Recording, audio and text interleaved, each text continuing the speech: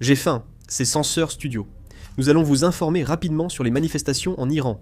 CBS rapporte aux États-Unis qu'il y aurait entre 12 000 et 20 000 morts en Iran lors des manifestations.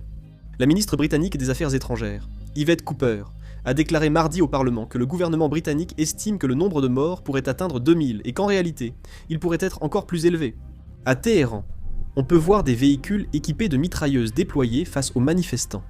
Il y a eu des rapports selon lesquels les forces de sécurité iraniennes ont tiré à la mitrailleuse sur les manifestants.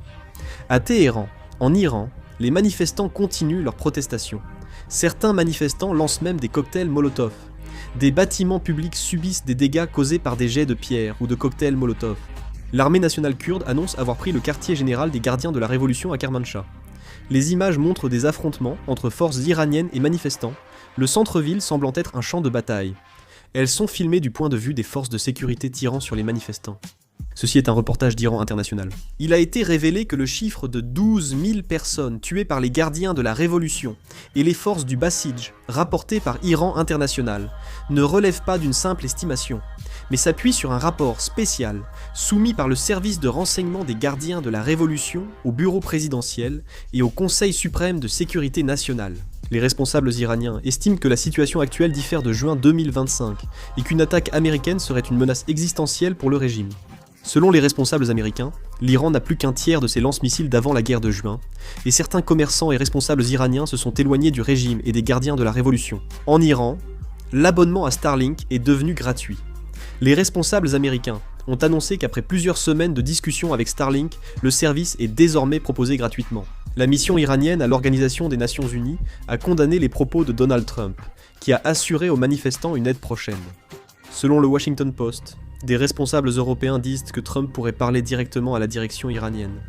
5 banques iraniennes, dont la Sepa Bank, principale pour la garde révolutionnaire et l'armée, sont proches de la faillite. Selon un rapport de Politico, la Russie a récemment fourni à l'Iran des véhicules blindés et des hélicoptères d'attaque russes au cours des dernières semaines, ce qui devrait aider à réprimer les manifestants.